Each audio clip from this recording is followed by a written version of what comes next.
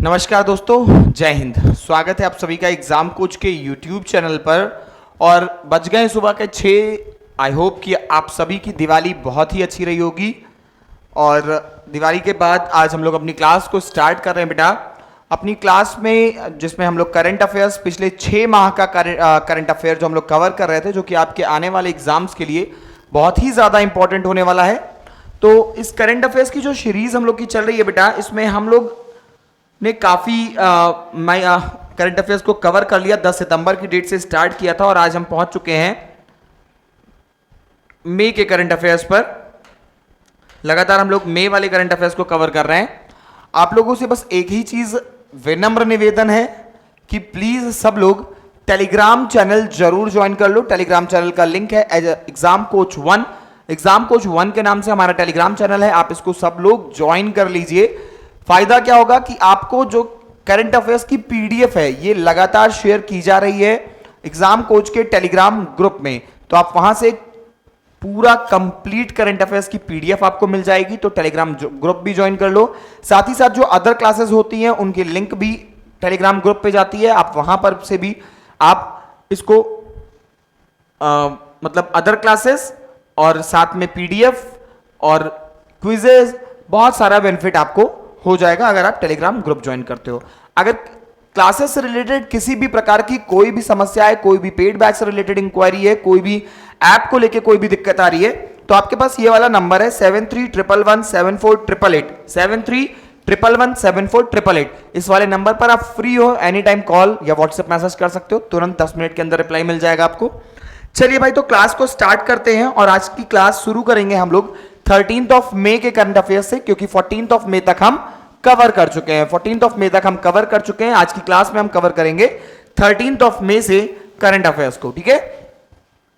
सबसे पहली न्यूज, उत्तर प्रदेश के सिद्धार्थनगर जिला प्रशासन द्वारा काला नमक चावल को बढ़ावा देने के प्रयासों को लोक प्रशासन में उत्कृष्टता के लिए प्रधानमंत्री पुरस्कार 2021 से सम्मानित किया गया। अब बस यहां पे बेटा न्यूज तो बस इतनी है कि उत्तर प्रदेश में एक जिला है सिद्धार्थनगर, वहां पे काला नमक नाम का एक चावल पाया जाता है जिसको बहुत ही ज्यादा बढ़ावा दिया गया, जिसके लिए इनको प्रधानमंत्री उत्कृष्टता पुरस्कार 2021 से सम्मानित किया गया। काला नमक की अगर बेटा बात करें तो बहुत ही पुराना किस्म का एक चावल है जो कि बहुत ही ज्यादा सुगंधित होता है। मतलब अगर घर में काला नमक चावल बन जाता है तो अगल बगल पड़ोसियों को भी पता चल जाता है कि आज कुछ बेहतरीन बना है। तो और सुगंध तो इसकी एक खासियत है ही है कि खाने में टेस्टी है, साथ ही साथ इसका रिलीजियस धार्मिक मान्यता भी है कि जब भगवान बुद्ध कपिल वस्तु लौट कर आए, ज्ञान प्राप्ति के बाद जब पहली बार कपिल वस्तु लौट करके आए तो लोगों ने उनसे प्रसाद स्वरूप कुछ मांगा, तो उन्होंने प्रसाद स्वरूप उनको ये काला नमक चावल दिया। काला नमक चावल दिया और इसको बोने के लिए कह दिया। अब लोगों ने जब ये चावल बोया तो इसकी खुशबू बहुत ही ज्यादा थी, और खास बात यह है कि अगर आप जो भगवान बुद्ध से दूर का एरिया होगा तो अगर आप इस चावल को वहां पर बो देंगे तो इसकी खुशबू चली जाती है। ऐसी धार्मिक मान्यताएं हैं।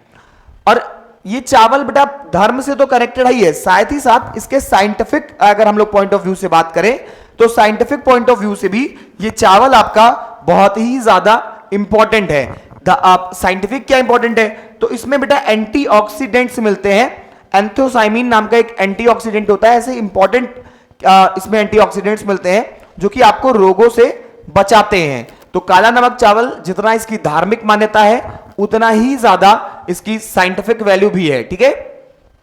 और खाने में तो लजीज है ही है भाई। तो उत्तर प्रदेश के सिद्धार्थनगर जिला प्रशासन द्वारा काला नमक चावल को बढ़ावा देने के प्रयासों को लोक प्रशासन में उत्कृष्टता के लिए प्रधानमंत्री पुरस्कार 2021 से सम्मानित किया गया। और इस चावल की एक खास बात और है कि ये नॉर्मल जो चावल आप लोग घर में लगाते हो, बोते हो, उससे थोड़ा कम पानी लेता है, ये कम पानी में उग भी जाता है। दूसरी न्यूज की तरफ चलेंगे। नाटो के साइबर डिफेंस ग्रुप को ज्वाइन करने वाला पहला एशियाई देश दक्षिण कोरिया बना है। तो नाटो, जिसका की फुल फॉर्म आप लोगों को पता होगा, नॉर्थ अटलांटिक ट्रीटी ऑर्गेनाइजेशन, जिसमें तत्कालीन 32 मेंबर्स हैं, जिसमें से 27 नाटो मेंबर्स आपके हैं और 5 नॉन नाटो मेंबर्स हैं।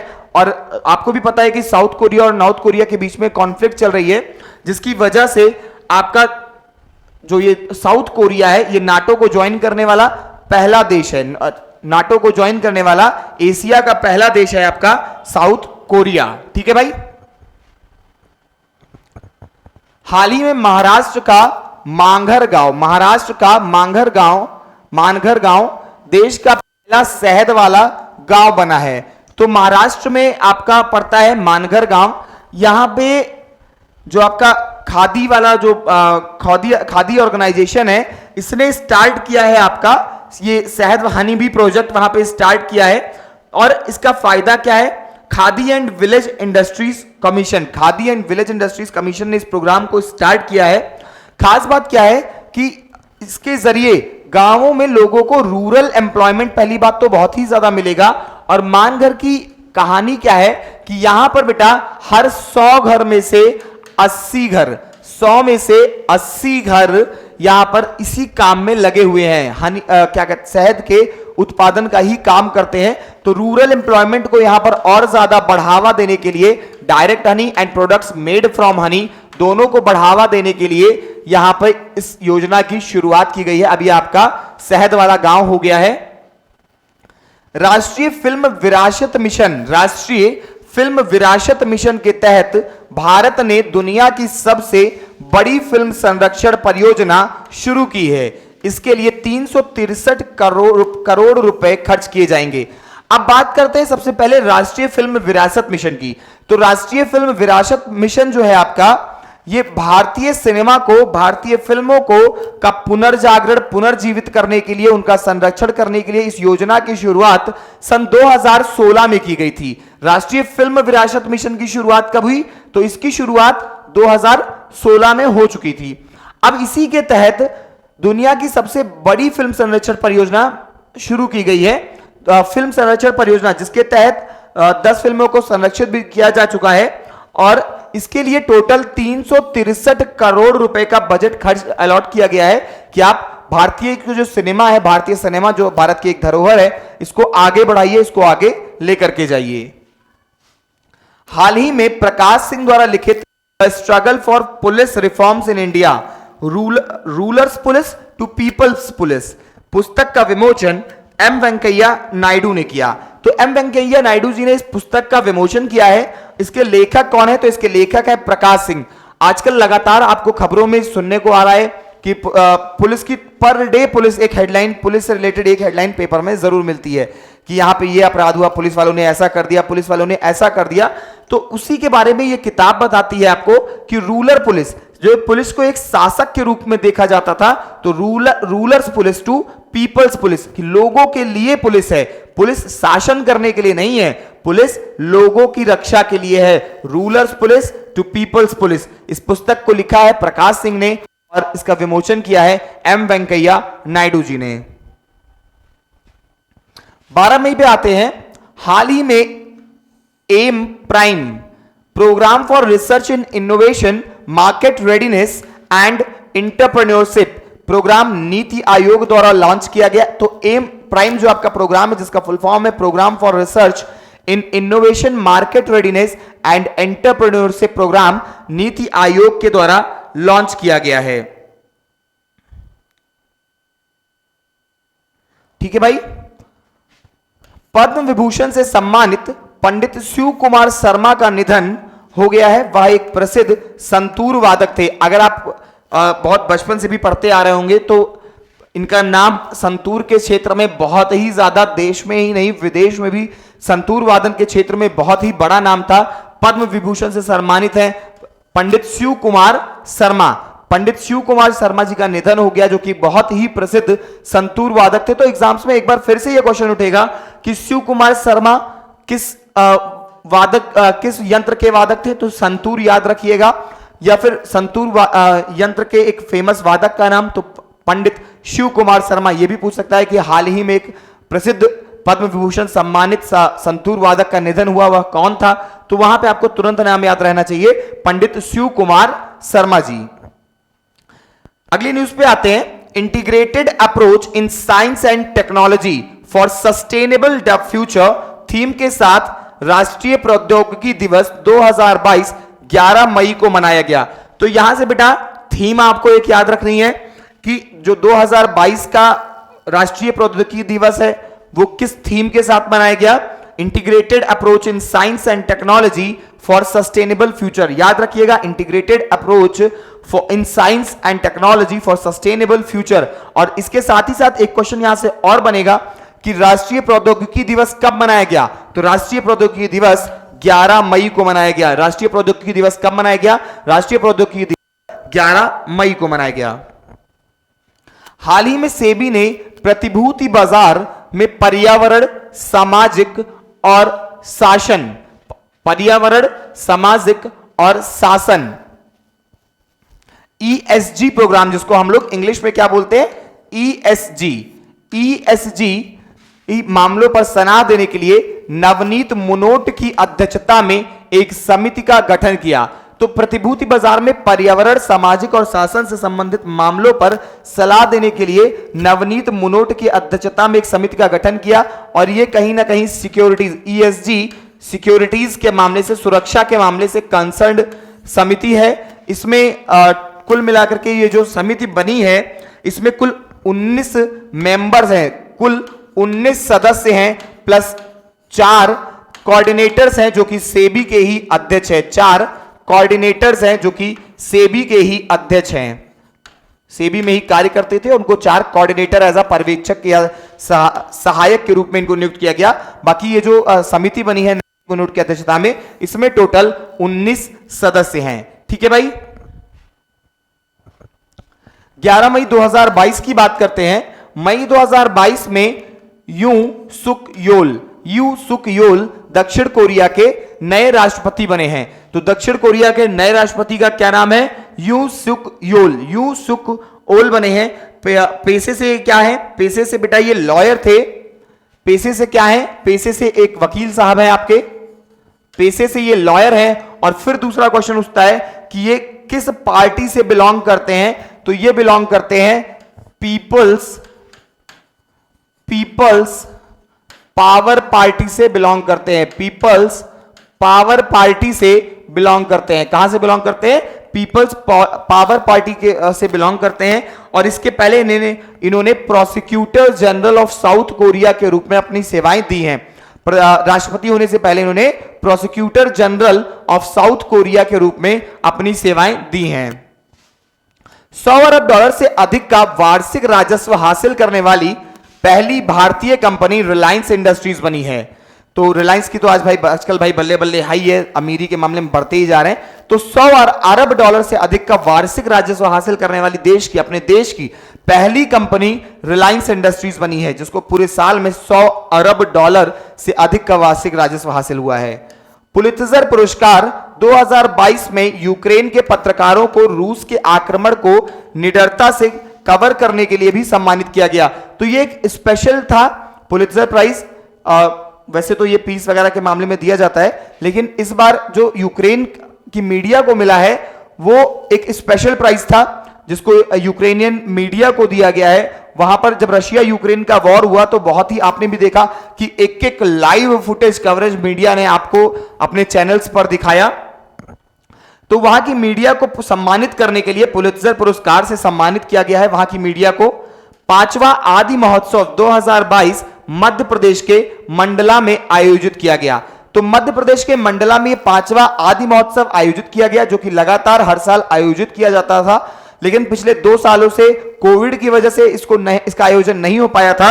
और आदिवासियों की आर्ट एंड कल्चर, संस्कृति और सभ्यता को दर्शाने के लिए इस महोत्सव को मनाया जाता है। आदि महोत्सव जिसका नाम है, आदिवासियों की सभ्यता और संस्कृति को दर्शाता है। यह आदि महोत्सव पूरे देश दुनिया भर से जो भी आदिवासी लोग होते हैं वो इस समारोह में प्रतिभाग लेते हैं। अपनी संस्कृति, अपने कल्चर को वो खुद भी जानते हैं कि हम कहां से आए हैं, कैसे हमारी प्रोग्रेस हुई है। तो इस आदि महोत्सव का आयोजन मध्य प्रदेश के मंडला में आयोजित हुआ था इस बार।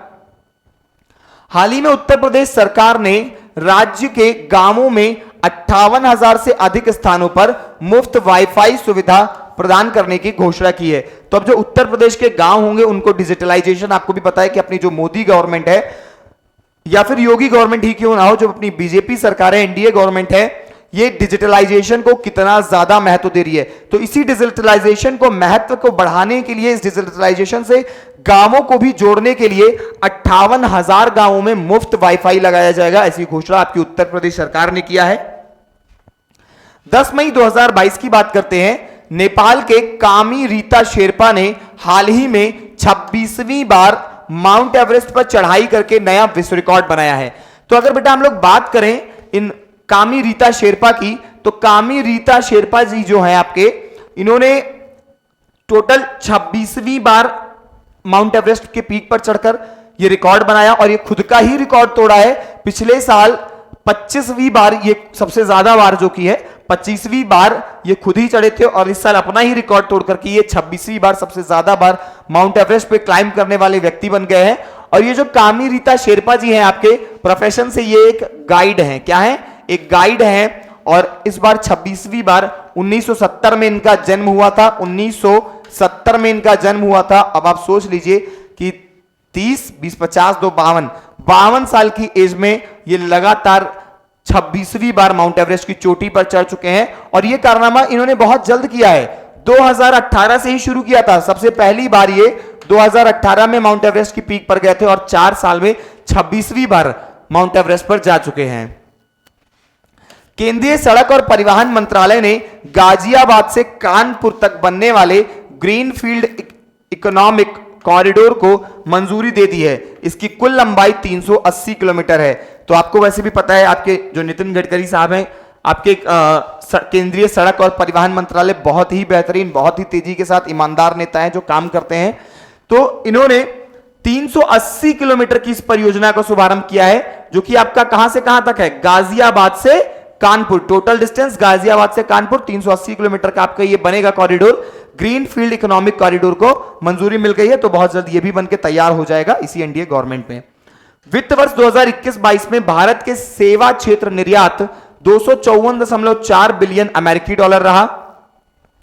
हाल ही में शुक्र ग्रह के अध्ययन हेतु इसरो ने दिसंबर 2024 तक शुक्रयान 1 मिशन भेजने की घोषणा किया है।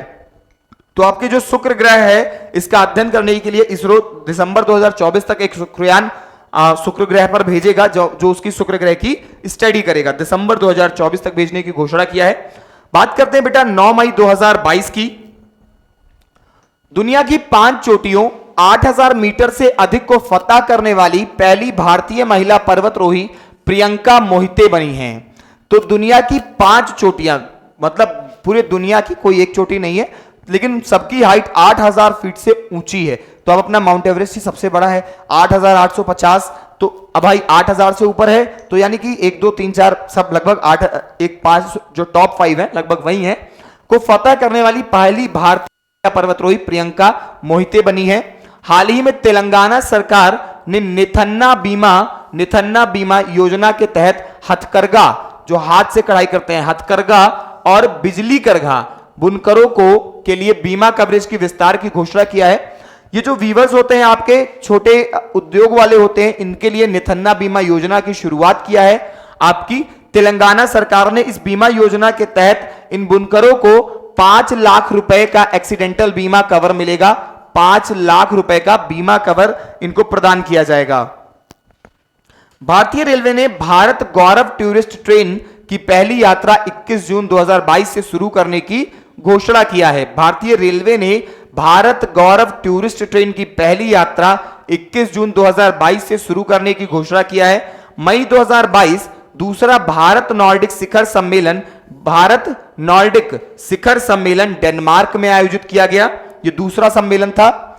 भारत की पहली आदिवासी स्वास्थ्य वेधशाला उड़ीसा में स्थापित की जाएगी। भारत की पहली आदिवासी स्वास्थ्य वेधशाला उड़ीसा में स्थापित की जाएगी। हाल ही में 2022 का विश्व खाद्य पुरस्कार से सिंथिया रोजनवेग को सम्मानित किया गया। मई 2022 को जारी राष्ट्रीय परिवार स्वास्थ्य सर्वेक्षण NFHS 5 की रिपोर्ट के अनुसार देश में केवल 5 ऐसे राज्य हैं जहां की प्रजनन क्षमता, याद रखिएगा क्या, प्रजनन क्षमता 2.1 से अधिक है। बिहार की कितनी है? 2.98, मेघालय 2.91, उत्तर प्रदेश 2.35, झारखंड 2.26 और मणिपुर 2.17। तो एनएचएफएस ने ये एक रिपोर्ट जारी किया है, जिसके द्वारा उसने बताया है कि जो स्वास्थ्य एनएचएफएस की रिपोर्ट के अनुसार देश में केवल 5 ऐसे राज्य हैं जहां की क्षमता 2 से ऊपर है, 2.1 से अधिक है, जैसे बिहार, मेघालय, उत्तर प्रदेश, झारखंड और मणिपुर। प्रजनन का मामला है भाई। तो चलिए भाई 8 मई की बात करते हैं। 8 मई 2022 की न्यूज को कवर कर लेते हैं। प्रधानमंत्री नरेंद्र मोदी जर्मनी के चांसलर ओलाफ सोल्ज ने हरित एवं सतत विकास साझेदारी की स्थापना के लिए संयुक्त घोषणा पर हस्ताक्षर किए।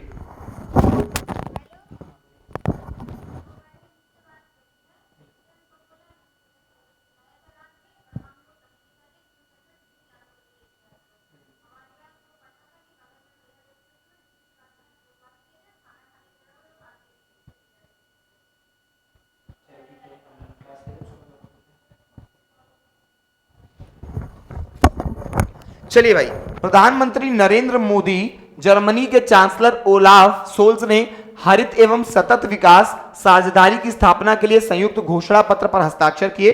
किसने? प्रधानमंत्री नरेंद्र मोदी और जर्मनी के चांसलर ओलाफ सोल्ज ने। हाल ही में छत्तीसगढ़ सरकार ने मुख्यमंत्री मितान योजना लॉन्च किया है। ये मुख्यमंत्री मितान योजना है क्या? तो मुख्यमंत्री मितान योजना जो कि भाई आपके छत्तीसगढ़ सरकार ने बेटा लागू किया है, इसका मुख्य उद्देश्य क्या है कि जितनी भी सरकारी सेवाएं हैं ये घर बैठे लोगों तक पहुंचाई जा सकें, घर बैठे लोगों तक आराम से उपलब्ध कराई जा सके, लोगों को मुहैया कराई जा सके। इसीलिए इस मितान योजना को शुरू किया है छत्तीसगढ़ सरकार ने। अब इसके जरिए आप जन्म प्रमाण पत्र, मृत्यु प्रमाण पत्र और जितने भी तरीके के अलग अलग प्रमाण पत्र, जितनी भी सरकारी सेवाएं, उसको इससे लिंक किया जाएगा मितान योजना के तहत, और अब आप घर बैठे उन चीजों को प्राप्त कर पाएंगे। मई 2022 को तरुण कपूर को प्रधानमंत्री नरेंद्र मोदी के सलाहकार के रूप में नियुक्त किया गया। तो प्रधानमंत्री के सलाहकार के रूप में किसे नियुक्त किया गया? तरुण कपूर को नियुक्त किया गया है। हाल ही में मुख्यमंत्री नीतीश कुमार ने बिहार के पूर्णिया जिले में भारत के पहले इथेनॉल संयंत्र का उद्घाटन किया। तो बिहार में आपका पहला इथेनॉल प्लांट लग गया है, जिसका उद्घाटन वहां के मुख्यमंत्री माननीय नीतीश कुमार जी ने किया है। 7 मई की बात करते हैं बेटा। 2022 विश्व स्नूकर चैंपियनशिप का खिताब इंग्लैंड के खिलाड़ी रॉनी ओसुलिवान ने जीता है। किसने जीता है? ओसुलिवान ने जीता है। स्नूकर चैंपियनशिप का खिताब है, इंग्लैंड के आपके खिलाड़ी हैं रॉनी ओसुलिवान ने जीता है। खेलो इंडिया यूनिवर्सिटी गेम्स 2021 में शीर्ष 3 पदक विजेता विश्वविद्यालयों का सही क्रम Jain college, lovely professional college Punjab है। ठीक है, जैन कॉलेज, लवली प्रोफेशनल और Punjab university. Jain university 20 gold medal, 7 silver और 25 मेडल जीते हैं। 20 और 7 27, 27 और 5 32। फिर lovely university, lovely professional university आपकी 17, 15, 19, फिर 15, 9 और 24 रजत। तो हालांकि गोल्ड मेडल सबसे ज्यादा किसने जीता है? सबसे ज्यादा आपका गोल्ड मेडल किसके पास है? जैन यूनिवर्सिटी के पास है, इसीलिए जैन है, फिर लवली है, फिर पंजाब है। अगर मेडल्स के मामले में देखें तो लवली लवली सबसे ज्यादा हो जाएगा, लेकिन 20 गोल्ड के साथ जैन यूनिवर्सिटी ने टॉप किया था। तो खेलो इंडिया यूनिवर्सिटी गेम्स 2021 में शीर्ष 3 पदक विजेताओं का जो सही क्रम है वो है जैन यूनिवर्सिटी, फिर लवली और फिर पंजाब यूनिवर्सिटी।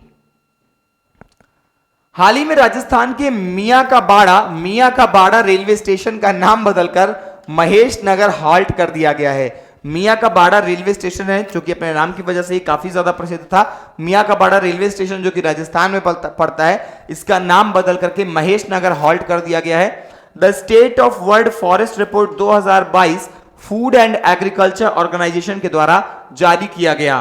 क्या नाम है? The state of world forest report 2022 food and agriculture organisation के द्वारा जारी किया गया। तो ये रिपोर्ट का नाम और किसने जारी किया, ये दोनों चीजें इंपॉर्टेंट हैं, दोनों चीजों को याद रखिएगा। और आज की क्लास में इतना ही हम लोग ने कवर किया 7 मई तक का करंट अफेयर्स। आगे की क्लास में इसके आगे के करंट अफेयर्स हम लोग कवर करेंगे और कंप्लीट पिछले 6 माह का करंट करने के बाद उसके बाद हम लोग आगे की तरफ बढ़ेंगे। तो फिलहाल आज की क्लास के लिए बेटा इतना ही। बाकी आप लोग सब लोग टेलीग्राम चैनल ज्वाइन कर लो। टेलीग्राम चैनल का नाम है एग्जाम कोच 1 और साथ ही साथ आपकी स्क्रीन पर एक नंबर आ रहा होगा 7311174888। अगर आपको टेलीग्राम चैनल नहीं मिलता है तो आप यहां से मुझे कॉल करके व्हाट्सएप पर मैसेज करके आप ले सकते हो मुझसे टेलीग्राम की लिंक डायरेक्टली। ठीक है, तो फिलहाल आज की क्लास के लिए इतना ही। बाकी मिलते रहेंगे अपनी कल की क्लास में ठीक सुबह 6 बजे। टिल दिन बाय बाय, जय हिंद, जय भारत।